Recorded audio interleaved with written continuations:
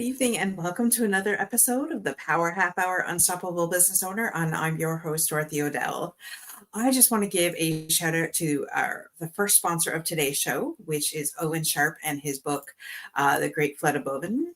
It came out November 1st, where all books are sold. So get your copy today on Amazon. It is a great adventure for ages 1 to 7. Some amazing illustrations, which Owen himself has illustrated with the help of his friend Kathy, and they did an amazing job on this book. So can't wait for you to get your hands on it. And don't forget, write a review because reviews do matter. And with that, I would love to bring to the stage Porsché Steele. Welcome to the show. Thank you, Dorothy. Thank you for having me. Absolutely. So for people who have been living under a rock and have no idea who you are, tell the world a little bit about yourself. My name is Porsché Mysticque Steele. I'm an award-winning book coach, TEDx speaker, independent book publishing expert, and I am the CEO of MysticqueRose Publishing Services. I basically help business owners and thought leaders combine their story and their wisdom into a book to generate income, influence, and elevate them to thought leadership. Amazing. And she's originally from the great state of Pittsburgh. Look at this. I wore it just for you. Well, I should have worn mine. Like, I'm so mad right now that okay. But I'm wearing gold and I'm black, so we win.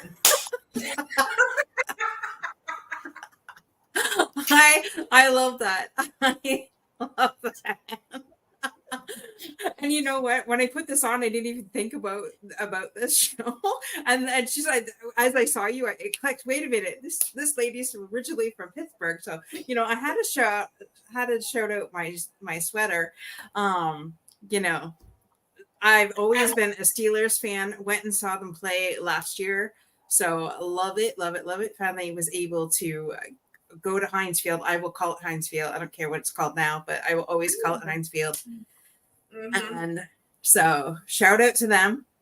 Getting back on track though for you now, because this show is all about you, this episode. So I love that. So what made you decide to get into writing books and helping other people write their stories? I mean, I've always been super obsessed with books, even when I was a child. But I found my way. I stumbled my way into the independent publishing space. And it all started when I was at home living a very oppressed lifestyle. It was my family home, and me and my siblings, we weren't allowed to go out. We weren't allowed to date. We weren't allowed to be on the internet. We weren't allowed to go to university, none of that. So I was just at home doing nothing. But I did sneak online and I started reading books or stories written by unpublished authors on Goodreads and Wattpad. And it was really great, powerful stories, but they were riddled with errors. And I've always been naturally good at grammar and language. So it really killed me to read these awesome books and then just see one error after the other. So I actually started editing their works for them for free because I wasn't doing nothing else,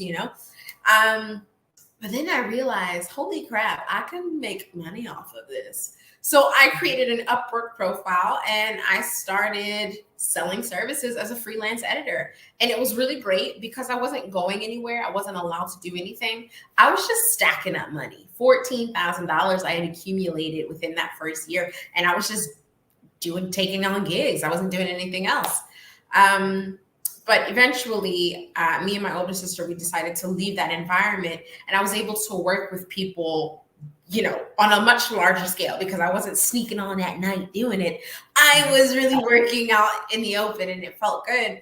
And so one of the authors that I worked with, I edited his book and he was like, Porsché, can you help me publish it? And I said, nope, because I don't know how to do that, but I wish you all the best.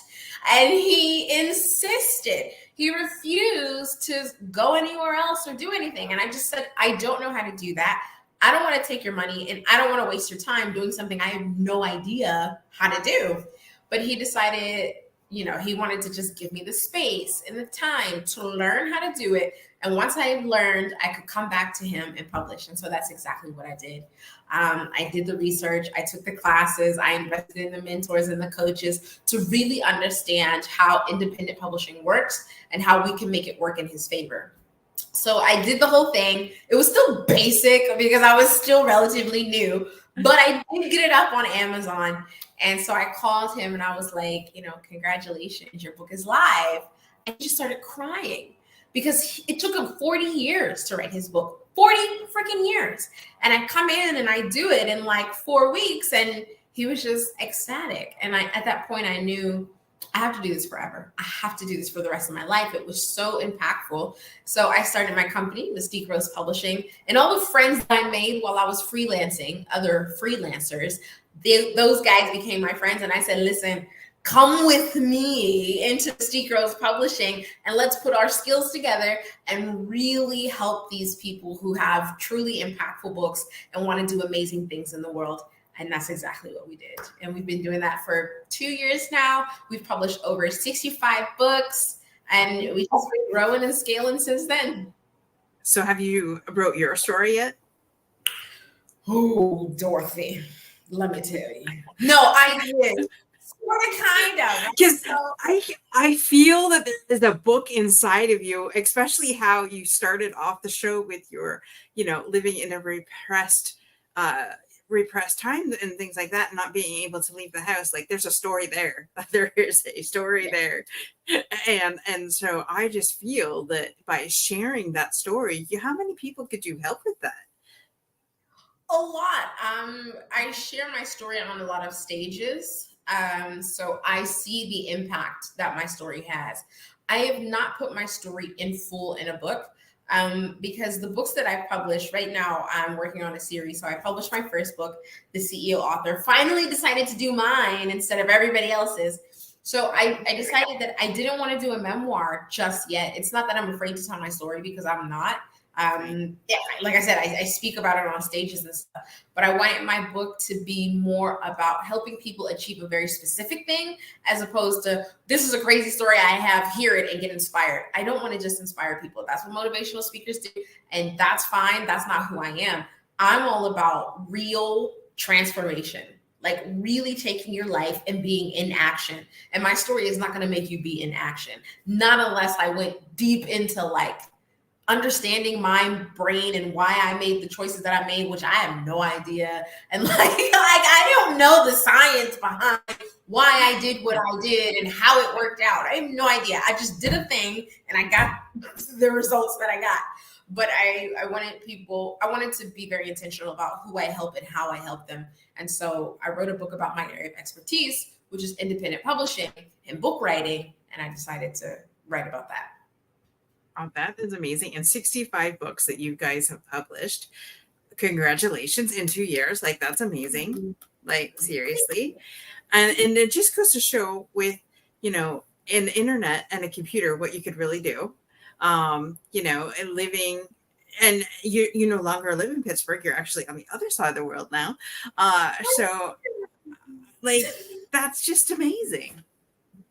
Amazing. I mean, it was a ridiculous journey. And I mean ridiculous as in like makes zero sense how I ended up in Nigeria. But it really is, like, I think it is attributed to like the power of the internet. Like, that's how I met my husband. That's how I got connected to Nigeria. That's how I started my life before I even left home. I started my life online. And then I was able to leave the house and make it real. But yeah, the power of the internet it's a beautiful thing. I didn't realize that. That's something else we have in common, because I met my husband online too. And yeah, I moved an hour away instead of on the other side of the world. But I gave up my entire life to be where my parents and my brother was, and moved an hour away to be with my husband. So yeah, Crazy. And what was that like for you? Isn't it scary? Yeah, considering the relationship that I had left before my husband. Now, keep in mind, I had a space of a lot of years where I did a healing journey because it was an abusive relationship. But leaving everything for a man was like everything inside of me shrank up. And if it wasn't for the fact that, okay, so I don't know about you, but I always ask my parents, how do you know if he's the one? And I would always get, you just know. And I thought that was the biggest bullshit answer I had ever heard in my life until it happened. Yeah. I met him online, but then we decided to meet at Boston Pizza. And I am never late for anything. I was caught behind a train. So I was literally like 3 minutes late. And so the first thing he says when he sees me is, "You're late." And I was just like, "You're kidding me, right?" Because I used to date a guy that would make me wait through 2 to 3 hours, and I had to drive 3 hours to see him. So I was like boiling pissed by the time he decided to come on the date scene, and things like that. And so when he said that, I was just like, seriously? Because I'm very anal about being like, if my dad's thing was, if you're not 10 minutes early, you're late. So I was always that way, right? And so being caught behind this train, and of course, to psych myself up, I had just seen a good friend of mine, Justina, and like she's trying to pep me up before this date, right? Meeting this guy, and of course, never having met him before and meeting him in a public place. I'm like, okay, this is where we're at. If I need you, make sure you have your cell phone on, this, that, and everything. And she wouldn't get out of my car. Finally, I said to her, "Get out of my car. I gotta go meet this guy." And so essentially, she's the reason why I was late. I am top of the train, but it worked out. That is awesome. And so you just knew. Yeah, I looked at him and I'm like, yeah, I love this guy, but I refuse to tell him.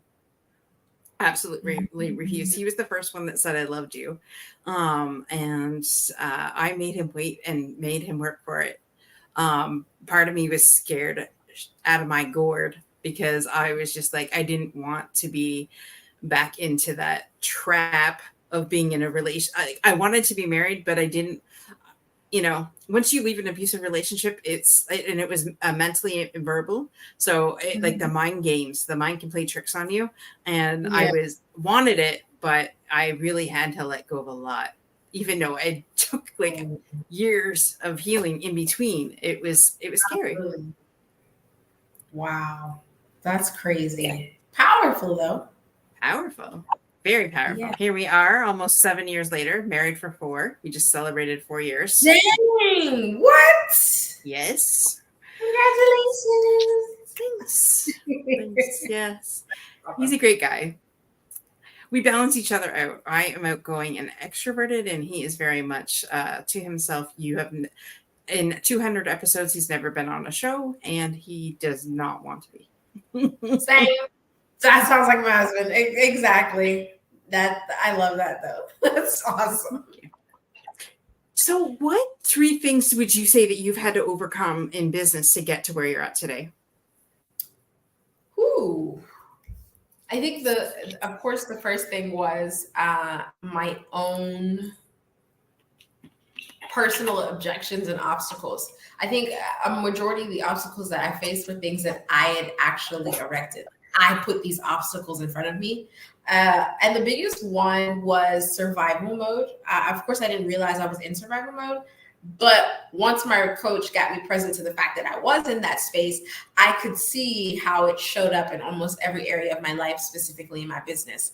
So after having left home abruptly the way that I did, like literally it was 3:00 in the morning, me and my sister, we packed our bags, we left, we didn't tell anybody, we just rolled out.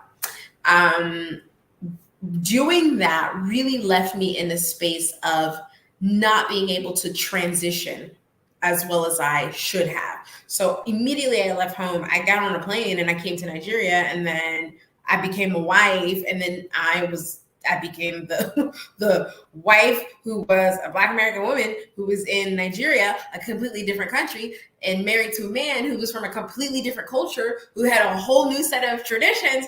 And trying to fit in that space so quickly kept me from being able to work on myself as a person. Mm-hmm. And my husband realized that early on. So he gave me the space to do that, to work on myself. And so I did. And that's when I saw, oh crap, I'm in survival mode. So what does that mean for my business? Well, first of all, I was chasing money and not impact. And it really took me out of the obsession that I used to have for stories. It was because I seemed to be panicking every day simply because I wanted to strive for success. I wanted to prove to my dad that all the crazy stuff that we went through at home wasn't going to negatively impact me, that I was going to go out, I was going to do my thing, and I was going to show him that, yeah, I'm a bad, you know what I'm trying to say. I get you. I get Yes, you. I wanted to prove that. So I struggled. I really struggled with chasing after that idea of success, that it blinded me from everything else. So when I wasn't succeeding, I was broken. I felt defeated, like I was failing. I didn't know how to track my wins. I didn't know how to congratulate myself. And I was just chasing money. So when I get on the discovery call and somebody's like, Porsche, help me with my book, I'm like, yeah. Get to the point where you tell me how much you're willing to invest. That's all I care about. And it really took me out of being able to truly help people. So that was the biggest obstacle. The second one was my relationship with money. Ooh. So the relationship that I had with money was a very emotional one, where if I didn't have money, I was depressed, I was sad, I was hurt, I was angry. There was so much emotional baggage that came with not getting money or getting money.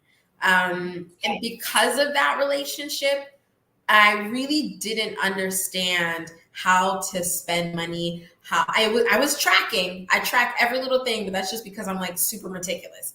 But I wasn't analyzing my movements. And so because of that, even though we did really well that first year in business, I think we cracked 100,000 that first year, that revenue did not translate to, it was profit, yes, but it didn't allow me to do the things that I should have done and like scaling up at the speed that I could have had I had the right relationship with money. So even though the business was doing good, me and my husband were struggling financially. If you look at the numbers, it didn't make sense. Why are we struggling to pay bills? Why are we struggling to go grocery shopping when the business is cracking 10 grand every month without fail? What's going on? And it was because of that relationship. So I had to overcome that.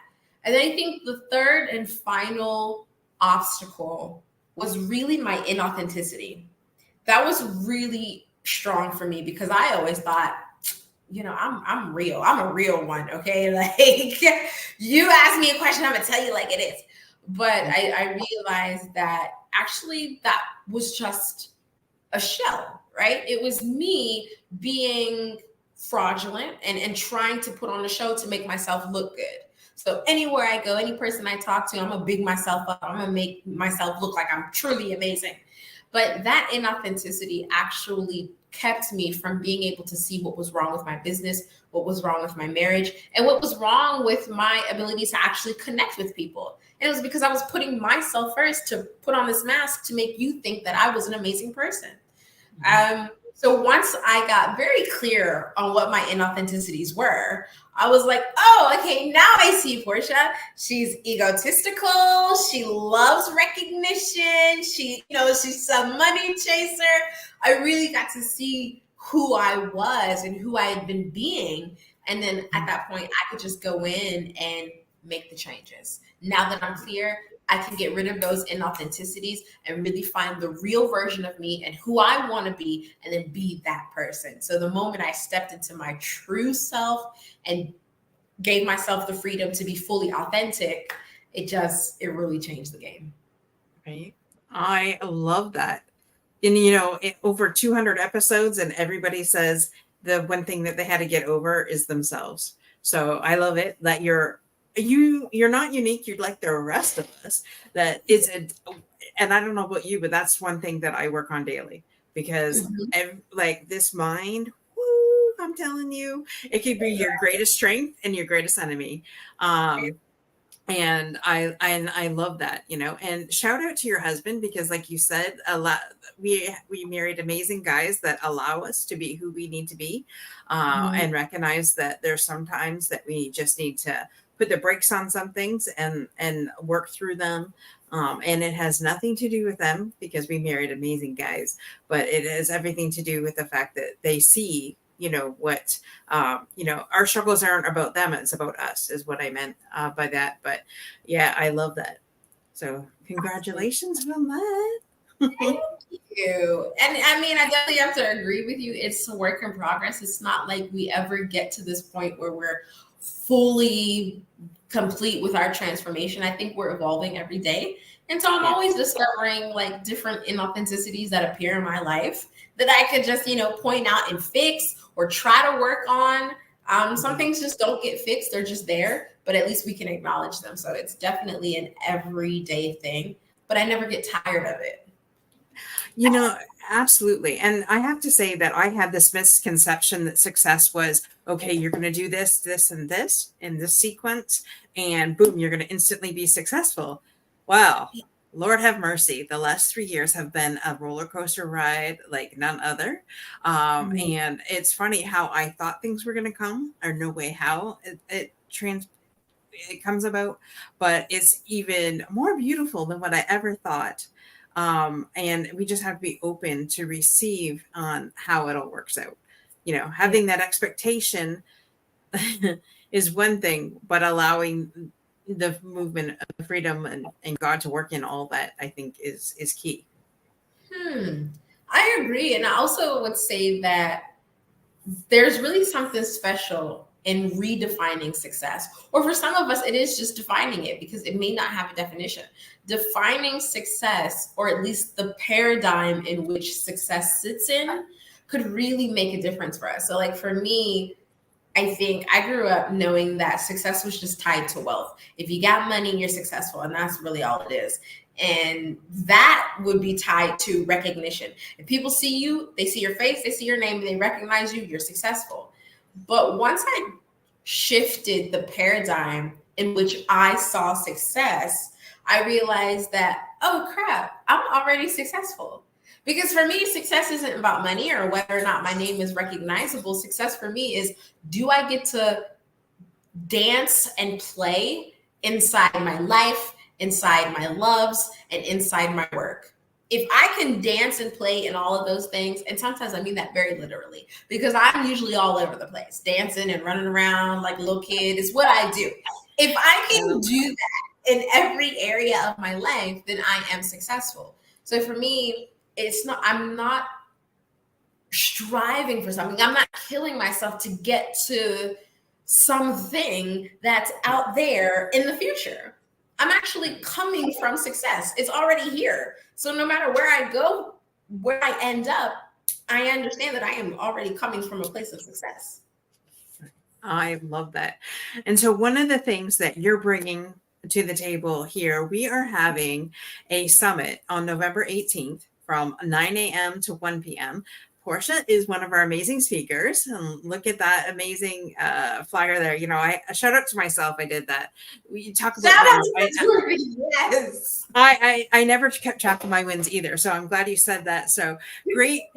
Flyer doesn't mean shit. All it means is that we have 6 amazing people that are going to give you the golden nuggets to go from confusion to clarity. And each person is speaking on something uniquely. And you, my dear, are speaking about getting their stories out and how sharing your story is unstoppable. So can you just tell us briefly what that means to you and a little bit about what you'll be teaching on that day? Yeah, I think a lot of people underestimate the power of their story. So they don't recognize that whether it's a story of trauma or a story of triumph, you have a story that can shift the way people see themselves or see themselves in their lives. When you share that story, not only does it transform the people who listen to it or who receive it, but it transforms you. When you give yourself the freedom to fully express what you've been through and what you've learned along the way, you become unstoppable. We can't stop you. Like you're just going to keep going. You're going to keep winning. You're going to keep moving. You're going to keep pushing. That to me is the definition of being an unstoppable human being. And you can access that through the power of your story. I love that. And this is a free event. All we ask is that you register. We need you to register. So go to unstoppableovercomers.com/events to register for the event. It's going to be amazing. like I said, Porsche is one of our amazing speakers. And yes, I use amazing a little bit over the top, but it's just because they're all freaking amazing.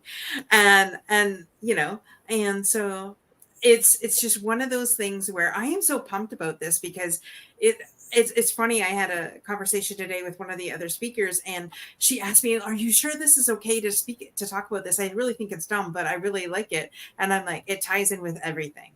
So it's when we think something's dumb, it really isn't. So just be there. Shout out to all of our amazing speakers. Like I said, Porsche is one of them. Sign up today. And Porsche, for somebody who wants to get a hold of you to, learn more about your services, where's the best place for them to get a hold of you at? You can go to PorscheSteele.com. You see my name spelled there. Don't worry about the accent mark. Just Porsche, Porsche, Steele.com. Or if you want to shoot me an email, you can do it at info@PorscheSteele.com. I'm also all over the socials. So just Google my name. You'll find me. Perfect. So with that, guys, go check her out. Be unstoppable in all that you do. And remember, same time, same channel next week. And don't forget to like and subscribe to our YouTube channel, Unstoppable Overcomers, and our Roku channel, which is Unstoppable Overcomers, because we're all unstoppable. With that, see you next.